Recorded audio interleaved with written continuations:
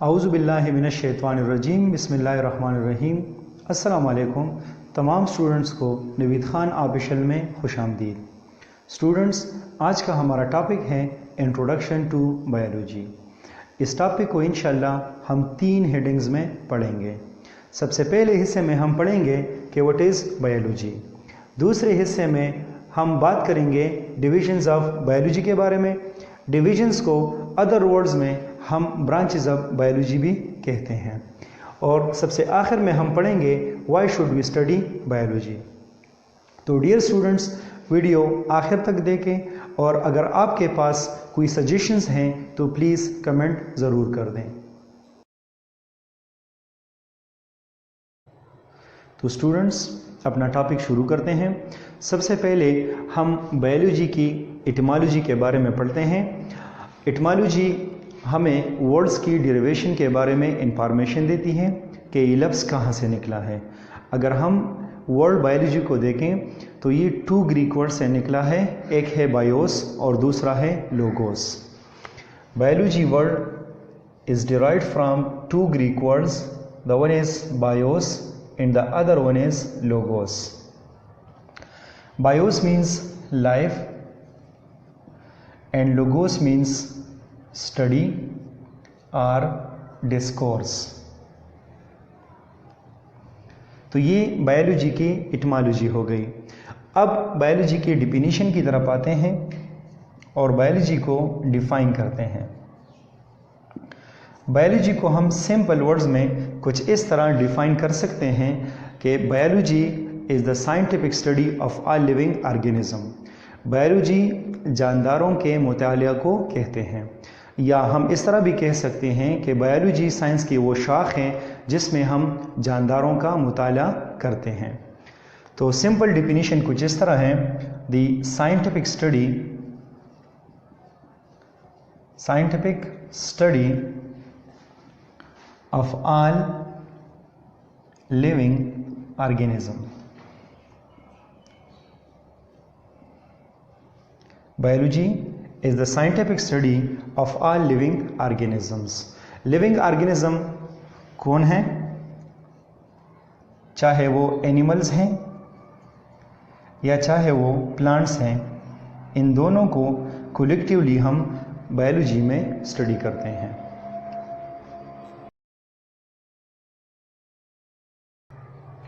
Students, हमारे topic का दूसरा हिस्सा है divisions of biology. Divisions of biology को अदर वर्ड्स में हम ब्रांचेस ऑफ बायोलॉजी भी कहते हैं। तो बायोलॉजी की जो ब्रांचेस हैं वो 2 किस्म के हैं। एक है मेन डिविजन्स और मेन ब्रांचेस ऑफ बायोलॉजी, और दूसरा है मेजर डिवीजन और मेजर ब्रांचेस ऑफ बायोलॉजी। तो बायोलॉजी की जो मेन ब्रांचेस हैं वो 2 किस्म के हैं।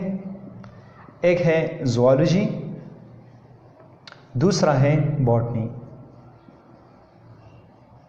बायोलॉजी के मेन डिविजन्स 2 हैं, एक है ज़ूलॉजी और दूसरा है बॉटनी।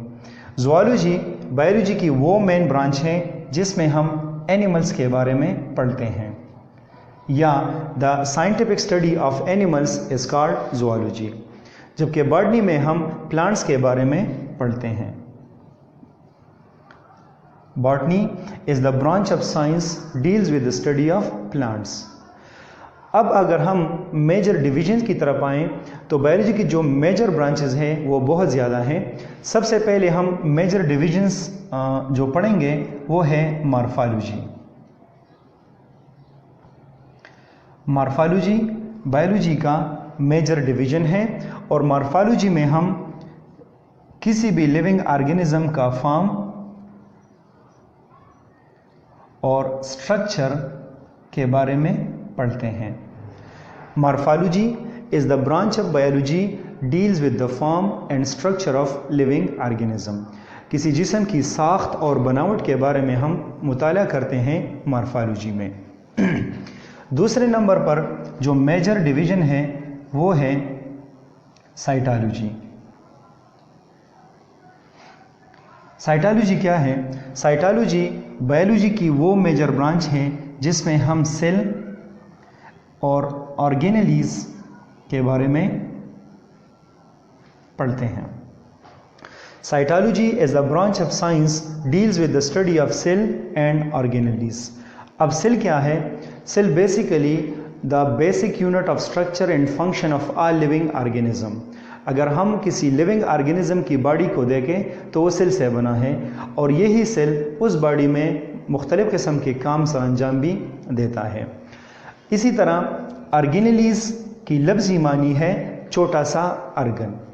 तो सेल के अंदर बहुत ज़्यादा ऑर्गेनेलीज होती हैं, बहुत ज़्यादा बेसिक पार्ट्स होती हैं जिसको हम ऑर्गेनेलीज कहते हैं, जैसे mitochondria, Golgi body, endoplasmic reticulum, lysosome वगैरह वगैरह। तो हर ऑर्गेनेली का अपना अपना फंक्शन होता है सेल के अंदर।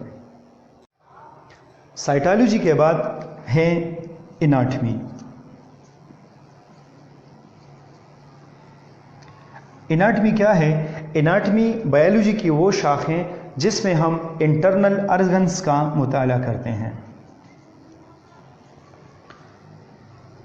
जितने भी इंटरनल ऑर्गन्स हैं हम सब स्टडी करते हैं एनाटॉमी में, जैसे हार्ट, लिवर, इंटेस्टाइन वगैरह वगैरह सब हम स्टडी करते हैं एनाटॉमी में। चौथा मेजर डिवीजन है हिस्टोलॉजी। हिस्टोलॉजी भी एक मेजर डिवीजन है, और हिस्टोलॉजी में हम स्टडी करते हैं टिश्यूज़ को। Histology is the branch of science deals with the study of tissues. अब टिश्यू क्या है? जब एक तरह के सेल जमा हो जाए कलेक्टिवली हम इसको क्या कहते हैं? इसको हम कहते हैं टिश्यूज़। हिस्टोलॉजी के बाद है इकोलॉजी। इकोलॉजी भी मेजर डिवीजन है अब बायोलॉजी की। इकोलॉजी में हम रिलेशनशिप स्टडी करते हैं ऑर्गेनिजम्स और इन्वायरमेंट के दरमियान, कि लिविंग ऑर्गेनिज्म और इन्वायरमेंट के दरमियान कौन सा ताल्लुक पाया जाता है। तो इस basically deals with the relationship between the living organisms and environment. Ecology biology की वो शाख हैं जिसमें हम लिविंग ऑर्गेनिजम्स और इन्वायरमेंट के दरमियान पाए जाने वाला ताल्लुक स्टडी करते हैं। छठे नंबर पर जो बायोलॉजी की मेजर डिवीजन है वो है पैलेंटोलॉजी।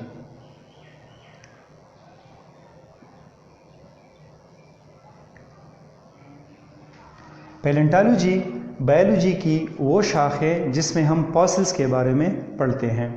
तो basically palaeontology deals with the study of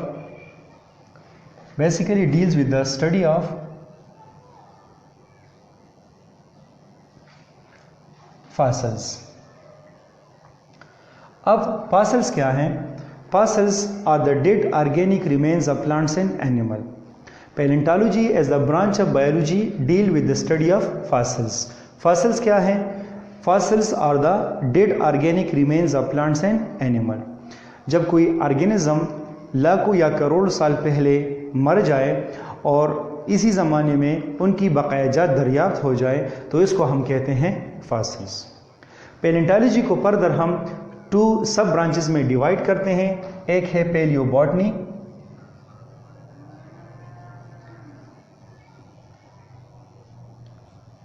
और दूसरा है पैलियोज़ुओलॉजी। पैलियोबॉटनी में हम प्लांट फॉसिल्स के बारे में पढ़ते हैं और पैलियोज़ुओलॉजी में हम एनिमल्स फॉसिल्स के बारे में पढ़ते हैं। तो simply palaeontology is a scientific study of fossils. अगर हम प्लांट्स की फॉसिल स्टडी करते हैं तो हम वो स्टडी करेंगे पैलियोबॉटनी में, और अगर हम एनिमल फॉसिल स्टडी करना चाहें तो हम उसको स्टडी कर सकते हैं पैलियोज़ुओलॉजी में। पैलेंटोलॉजी के बाद है जेनेटिक्स।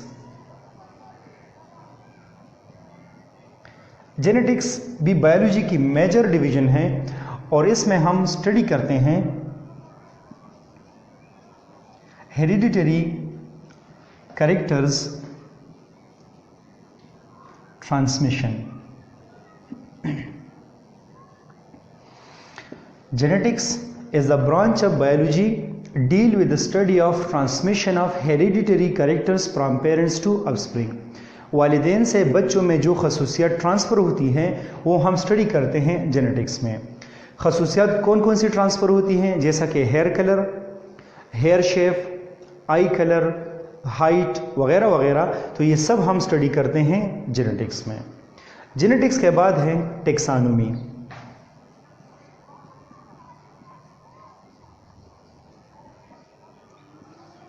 टेक्सानोमी भी बायोलॉजी की मेजर डिवीजन है। टेक्सानोमी में हम पढ़ते हैं नेमिंग और क्लासिफिकेशन के बारे में। Taxonomy is the branch of biology deals with the study of naming and classification.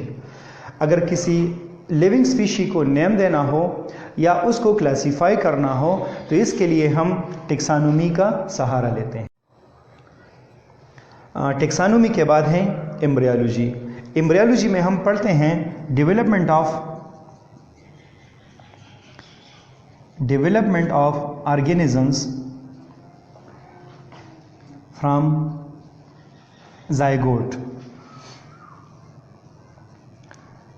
Embryology is the branch of biology deals with the developmental stages of an organism from a fertilized egg to a newborn baby. Embryology में ये हम पढ़ते हैं कि किस तरह एक वजूद बनता है, किस तरह स्पर्म और ओवा फ्यूज़ होते हैं, किस तरह ज़ायगोट बनता है, किस तरह ब्लास्टूला बनता है, किस तरह गेस्टूला बनता है और फाइनली एक वजूद किस तरह बनता है। सबसे आखिर में जो मेजर डिवीज़न है वो है मॉलिक्यूलर बायोलॉजी।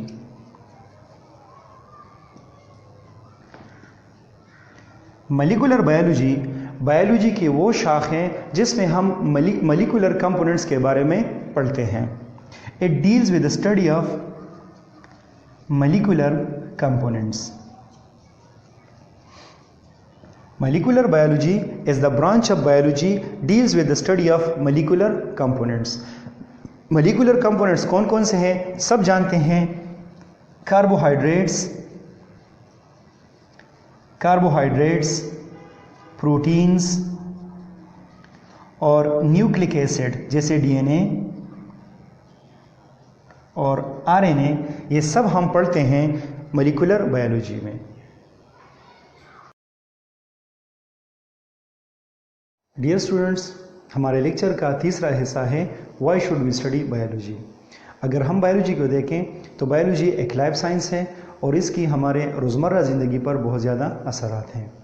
बायोलॉजी पढ़ने से हम मुख्तलिफ़ डिपार्टमेंट्स में इम्प्रूवमेंट ला सकते हैं, जैसा कि सबसे पहला डिपार्टमेंट है फूड का। बायोलॉजी अगर हम पढ़ेंगे तो हम प्रोडक्शन ऑफ फूड की तरफ जा सकते हैं, जैसा कि हम इम्प्रूव कर सकते हैं एग्जिस्टिंग वेराइटीज़ ऑफ फूड, जो हमारे पास मौजूदा वेराइटीज़ हैं उसमें हम इम्प्रूवमेंट कर सकते हैं। इसी तरह हम न्यू वेराइटीज़ भी क्रिएट कर सकते हैं, हाइब्रिड वेराइटीज़ जो हैं वो भी हम क्रिएट कर सकते हैं। इसी तरह हम पेस्ट को भी कंट्रोल कर सकते हैं। पेस्ट वो ऑर्गेनिज्म है जो ह्यूमन इकोनॉमी को नुकसान पहुंचाते हैं। तो अगर हम इन तीन चीज़ों में इम्प्रूवमेंट चाहते हैं तो इसके लिए हमें चाहिए बायोलॉजी की नॉलेज। इसी तरह हम बायोलॉजी की मदद से हेल्थ डिपार्टमेंट में भी इम्प्रूवमेंट ला सकते हैं। इम्प्रूवमेंट कहाँ कहाँ ला सकते हैं? हम डेवलपमेंट ऑफ न्यू ड्रग्स भी कर सकते हैं और हम वैक्सीन भी तैयार कर सकते हैं। वैक्सीन ज़्यादातर हम वायरस के ख़िलाफ़ इस्तेमाल करते हैं इम्यूनिटी बढ़ाने के लिए। इसी तरह हम डेवलपमेंट ऑफ एंटीबायोटिक्स भी कर सकते हैं, हम एंटीबायोटिक्स भी डेवलप कर सकते हैं। एंटीबायोटिक्स हम ज़्यादातर बैक्टीरिया के ख़िलाफ़ इस्तेमाल कर सकते हैं और हम कंट्रोल ऑफ फेटल डिजीज़ भी कर सकते हैं। मुख्तलिफ़ किस्म के जो फेटल मोहलिक डिजीज़ हैं उनको भी कंट्रोल कर सकते हैं बायोलॉजी की मदद से। और आखिर में हम इम्प्रूवमेंट ला सकते हैं अपने एनवायरनमेंट में। हम सबको मालूम है आजकल दुनिया के लिए सबसे बड़ा मसला वो ग्लोबल वार्मिंग है। मुख्तलिफ ममालिक में ग्रीन हाउस इफ़ेक्ट और ओजोन लेयर डिप्लीशन जो है वो सबसे बड़ा मसला है। अगर इन चीज़ों को कंट्रोल करना है तो हमें बायोलॉजी लाजमी स्टडी करना है।